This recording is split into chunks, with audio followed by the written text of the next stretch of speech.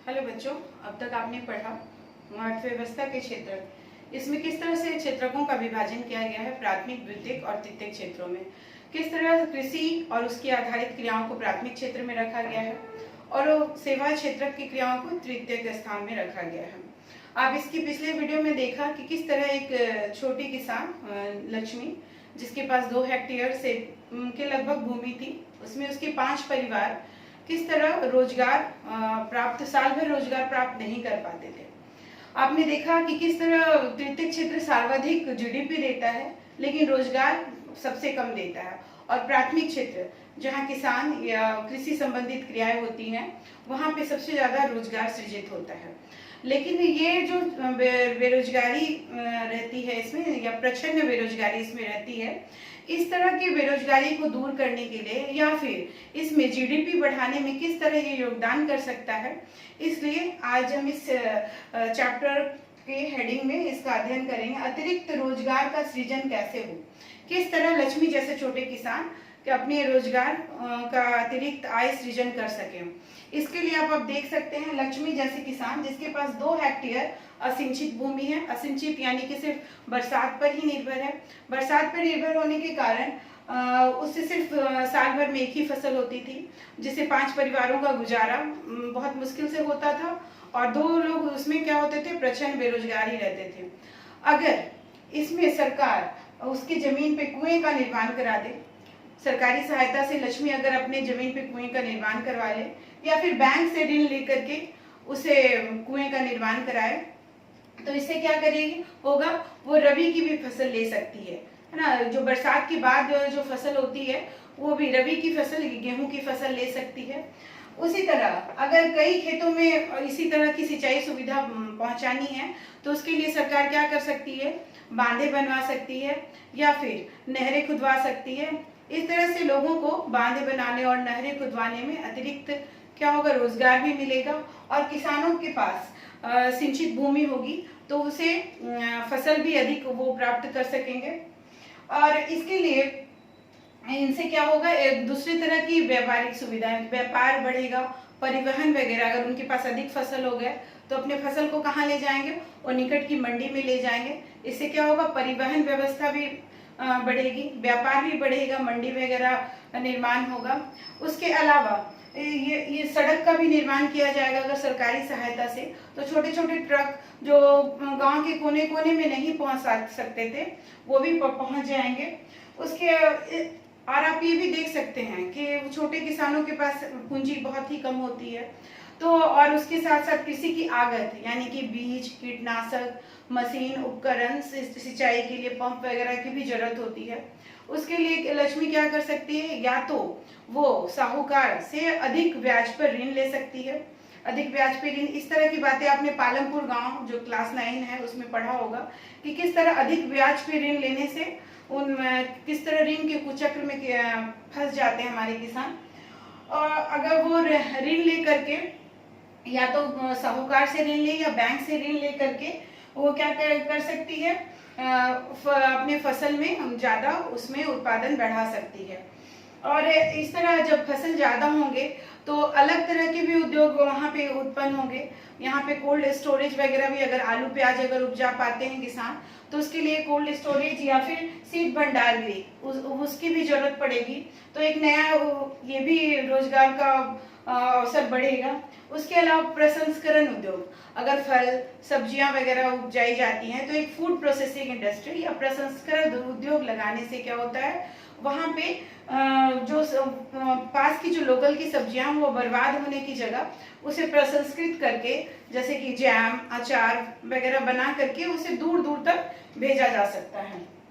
इसके अलावा रोजगार और किस तरह से बढ़ाया जा सकता है, आप देख सकते हैं कि हम आप जान सकते हैं कि 20 करोड़ ये आंकड़ा है हमारा कि 20 करोड़ स्कूल जाने वाले बच्चों में से सिर्फ मतलब क्या बोले 2/3 बच्चे जो हैं स्कूल से बाहर रहते हैं। यानी कि इस तरह से अगर इनमें हम शिक्षा के क्षेत्र में अगर हम निवेश करें तो क्या होगा कि 20 लाख लोगों को अतिरिक्त रोजगार मिलेगा। उसके अलावा उसी तरह स्वास्थ्य में, अगर ग्रामीण क्षेत्र शहरी क्षेत्र में स्वास्थ्य सुधार करना हो तो उसमें डॉक्टर, नर्स, स्वास्थ्य कर्मचारी वगैरह की आवश्यकता होगी, तो इससे भी रोजगार का सृजन होगा। उसके अलावा हमारे यहाँ बहुत सारे नदी, पहाड़, झरने, पर्वत वगैरह हैं, बहुत खूबसूरत वादियां हैं। ये अगर हम पर्यटन उद्योग का विकास करते हैं तो यहाँ भी 35 लाख लोगों को रोजगार मिलेगा। लेकिन ये सारी जो योजनाएं हैं ये क्या है, दीर्घकालीन है। दीर्घकालीन है मतलब इसमें काफी लंबे समय में इन्वेस्ट करना, उतना निवेश करेंगे तब जाकर के उसका हमें वो फल मिलेगा। तो आप इस तरह से देख सकते हैं कैसे एक छोटे छोटे किसानों की मदद करके सरकार अनेक तरह के उद्योगों को विकसित कर सकती है, रोजगार दे सकती है, जीडीपी बढ़ा सकती है। ठीक है, उसके अलावा हम एक अलग जो इस दीर्घकालीन योजनाओं के अलावा, क्योंकि ये दीर्घकाल में फल देंगे, लेकिन अभी तात्कालिक उपाय के लिए केंद्र सरकार ने 2005 में राष्ट्रीय ग्रामीण रोजगार गारंटी अधिनियम 2005 लाया, जिसे नरेगा या फिर मनरेगा, महात्मा गांधी के नाम पे मनरेगा ये रोजगार योजना, इसमें काम का अधिकार लोगों को मिला। इसके अंतर्गत क्या प्रावधान है कि 100 दिन तक रोजगार की गारंटी मिलेगी। ये ग्रामीण क्षेत्रों की योजना है, यानी कि ये सिर्फ गांव के लोग, हर एक परिवार में लगभग किसी एक वयस्क पुरुष या महिला को इसमें 100 दिन के, साल के 100 दिन के रोजगार उन्हें मिलेंगे। और ये रोजगार अगर नहीं मिला तो उसके साथ उन्हें क्या मिलेगा, बेरोजगारी भत्ता। अगर सरकार रोजगार नहीं दिला पाई किसी कारणवश तो इससे उन्हें बेरोजगारी भत्ता भी मिलेगा। उसके अलावा उन कामों को प्राथमिकता दी जाएगी जिससे जमीन की उर्वरता बढ़े। जैसे आप उदाहरण ले सकते हैं, तालाब खुदवाना, डोभा बनवाना, छोटे छोटे गड्ढे करके इससे बरसात का पानी वगैरह जमा हो। इससे क्या होगा कि सिंचाई के लिए जब गर्मी के सीजन में या और भी मौसम में सिंचाई की सुविधा हो सकती है। तो इस तरह के कामों को उसमें प्राथमिकता दी जाएगी जिसमें भूमि का उर्वरता बढ़े। ये आप देख सकते हैं कि ये हमारी केंद्र सरकार की बहुत ही महत्वाकांक्षी योजना है जो अभी चल रही है। और उसके अलावा आप एक नए हेडिंग से आप इसे देख सकते हैं, संगठित और असंगठित क्षेत्र। ये आपने देखा कि प्राथमिक, द्वितीयक, तृतीयक का विभाजन का क्या आधार था। अब आप देख सकते हैं नियोजन के आधार पर संगठित और असंगठित क्षेत्र को बांटा गया है। नियोजन यानी कि किस तरह से नियोजन की दशाएं हैं, अगर आप काम पे लगे हैं तो आपकी क्या दशाएं हैं। इसमें आपका एक उदाहरण कांता और कमल का दिया गया है। कांता जो एक संगठित क्षेत्र में काम करती थी, वहां पे उसके काम के घंटे क्या थे, नियत थे। वो सुबह 9:30 बजे से शाम के 5:30 बजे तक ही काम करती थी और उसे रविवार को अवकाश भी मिलता था। उसके साथ साथ उसके काम में बहुत सारी सुविधाएं थी, उसे अनेक तरह के अवकाश मिलते थे, साथ में भविष्य निधि, पेंशन वगैरह बहुत सारी सुविधाएं उसके काम के दौरान थी, है ना। उसके बाद फिर ये कमल का उदाहरण देखते हैं। कमल एक असंगठित, उसका पड़ोसी रहता है। कमल एक असंगठित क्षेत्र में पास की किराना दुकान में काम करता है। वहां पे वो सुबह 7:30 बजे से रात के 8 बजे तक काम करता है। अगर वो बीमार पड़ भी जाता है तो उसे उस दिन की छुट्टी नहीं मिलती है। ये छुट्टी मिलती है मतलब उसे वेतन नहीं मिलता उस दिन का। उसके अलावा उसके पास कोई भी भविष्य के लिए कोई भविष्य निधि नहीं मिलती है, या फिर उसका रोजगार जो है वो भी नियोक्ता के ऊपर निर्भर है। यानी कि अगर मालिक चाहे तो वो उसकी मर्जी पे वो जितने दिन चाहे वो रख सकता है, अगर वो ना चाहे तो उसे कभी भी हटा सकता है। लेकिन कांता के साथ ऐसा नहीं है क्योंकि वो संगठित क्षेत्र में है। तो इसलिए हम देख सकते हैं कि संगठित क्षेत्र में क्या है, उद्यम कार्य स्थान की नियमित अवधि रहती है, टाइम फिक्स रहता है। अगर आप अधिक काम करें तो इसके लिए आपको क्या होता है, अतिरिक्त वेतन भी दिया जाता है। उसके अलावा ये सरकार द्वारा जो भी संस्थाएं होती है पंजीकृत होती है, रजिस्टर्ड होती है और ये विनियमित किए, उसी के नियम कानून को ये मानती है। उसके अलावा इसमें रोजगार क्या होता है, संरक्षित होता है। और आपने जाना कैसे कांता को सवेतन छुट्टी, उसके बाद भविष्य निधि, पेंशन आदि का लाभ मिलता है। लेकिन असंगठित क्षेत्र जिसमें कमल काम करता है उसमें क्या है, ये बहुत सारे हमारे यहाँ मैक्सिमम 80% लोग हैं जो असंगठित क्षेत्र में ही काम करते हैं। यहाँ पे बहुत छोटी छोटी और बिखरी इकाई होती है, जैसे कोई दुकान में काम करते हैं तो कोई ठेला चलाते हैं, कोई सड़क के किनारे फेरी लगाते हैं।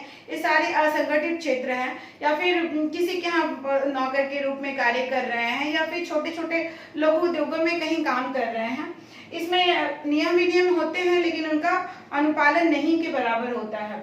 इसमें कोई भी सुरक्षा नहीं होती है, ये नियोक्ता की मर्जी पे निर्भर करता है। जब तक उनकी दया हो तब तक वो मतलब काम में लगे रहें लोग। इसमें ज़्यादा लाभ भी नहीं रहता है, ज़्यादा लाभ इसमें मिलता नहीं है।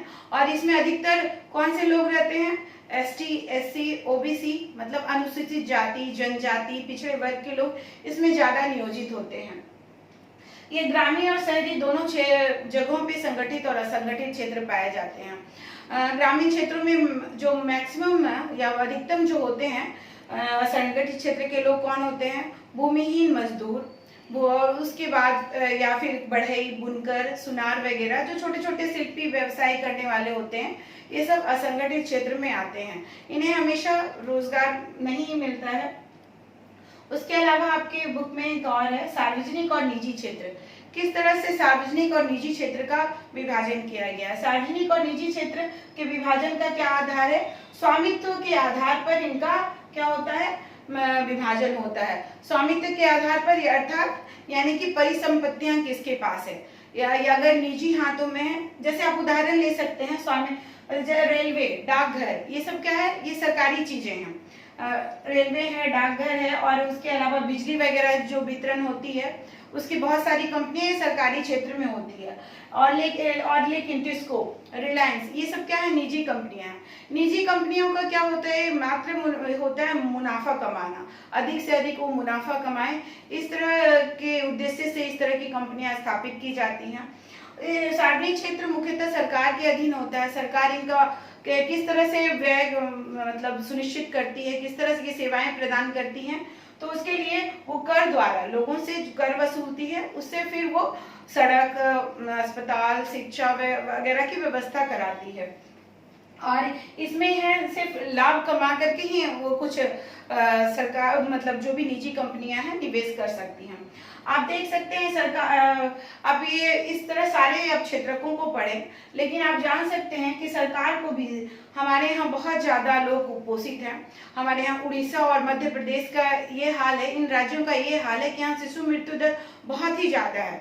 जो अफ्रीका जैसे निर्धनतम देश, वहाँ से भी इनका शिशु मृत्यु दर ज़्यादा है। कारण कुपोषण है। तो सरकार को विकास या फिर इन क्षेत्र अर्थव्यवस्था के विकास के लिए ये देखना होगा कि किस तरह हम यहाँ कुपोषण, उसके बाद पेयजल, आवास इत्यादि जो गरीबी है, ये सब को किस तरह से दूर करते हुए हम अपने अर्थव्यवस्था को सुदृढ़ बनाएं और लोगों के जीवन स्तर को बेहतर बना सकें।